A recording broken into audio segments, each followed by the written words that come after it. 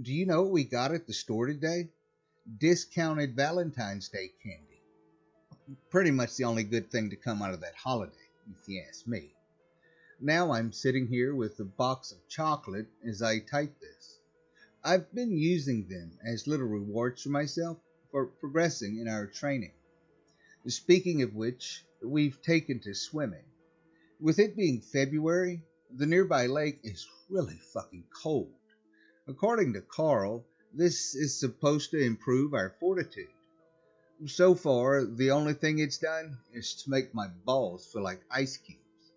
But Carl hasn't steered us wrong with his training in the past, therefore we keep at it. Getting back to where I left off last post, things weren't looking good. My stomach lurched seeing the mantis fall victim to the fog. Viewing the effects of it from afar was bad enough. Seeing it up close was unbelievably horrifying. The mantis began rapidly dissolving before our very eyes, shrieking in pain as it did so. "Oh shit," Nick said. We turned and ran. The weapons room did contain gas masks. Unfortunately, there wasn't enough time to get them. It might have been for the best, because changing into them would have required us to take off our helmets, and that would have blown our cover. "How did it get through?" I asked. "I thought this area was sealed off."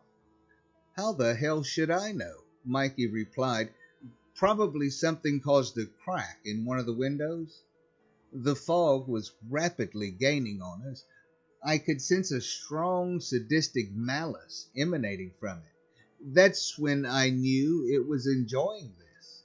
It was as if it was a hungry cat and we were mice. I did glance back every so often as it was chasing us. I swear I thought I could see something vaguely humanoid moving within it. Something with large hands reaching out for us. How the fuck do you even contain something like this? I wondered, panic flooding my mind. "The stairs are up ahead," Mikey told us, "just a little faster." We dashed to them with the fog only feet away. Mikey quickly used his keycard to unlock it, then locked it back once we were through. "Can't get us now, you son of a bitch," he mockingly said to the fog. We couldn't see it anymore. However, we did know it was super pissed off based on the loud thumping we heard from the other side of the door. Blue's voice sounded from the radio. "Mikey, are you in a secure area?" "Affirmative, sir. I'm here along with 3 other agents.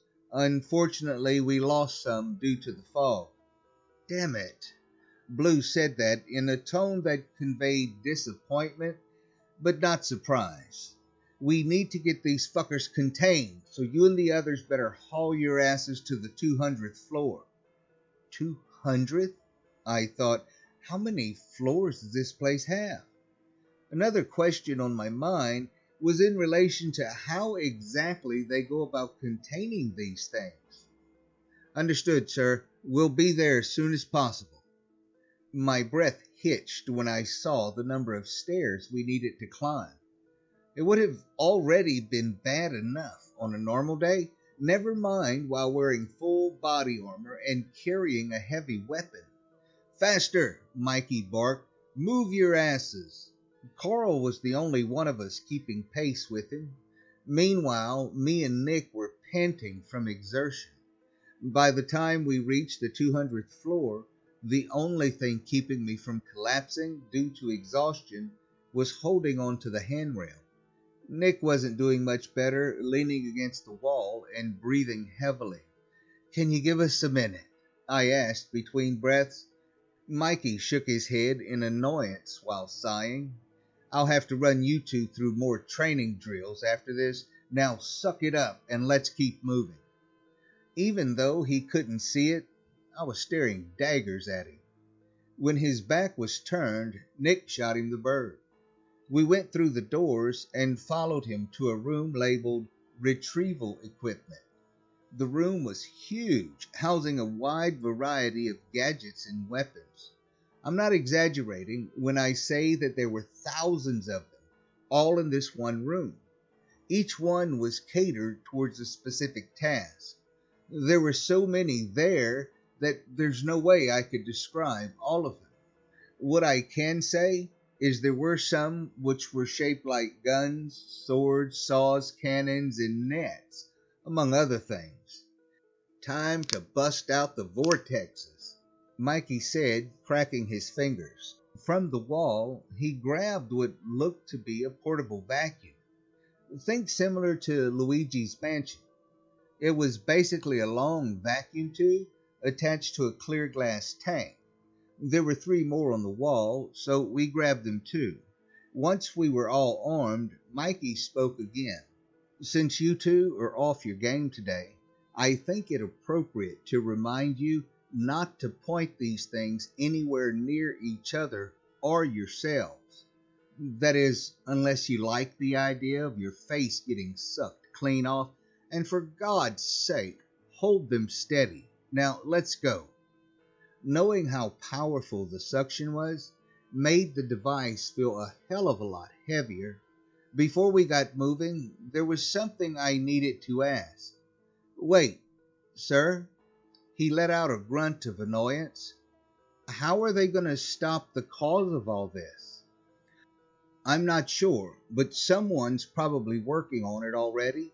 Just focus on what we need to get done right now. My reason for asking was to gauge how fast our window of opportunity was shrinking. If creatures kept coming from the unicorn world, it would keep them occupied. What we needed to find was an elevator that went back up to ground level. There was something else in the room that caught my eye. They were these deep blue crystals that radiated calmness. It's hard to explain. Looking at them gave me a sense of calmness, as if despite all the stress I was under, everything would turn out all right. On impulse, I swiped a hand of them and put them into my pocket. Then we headed out to deal with the fog. While walking, I noticed the vents were all shut, presumably to keep it from traveling through them. Remember, this fucker could be anywhere, so keep your eyes peeled, Blue told us. Every door and window of this place should be sealed shut, but if there was an opening anywhere, it'll be able to get through. On edge doesn't even begin to describe how I felt. It wasn't only because of the fog either.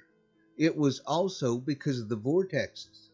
I was afraid I might accidentally kill Carl and Nick if my trigger finger got too itchy. Remember, I didn't have any experience using these things. We received a report that the fog was now 6 levels below us from a researcher. Mikey knew him, so he radioed him directly. Stevenson, it's me. Mikey, oh, thank Christ. I need your help. Damn it, Stevenson. Calm your ass down and tell me what is your current position.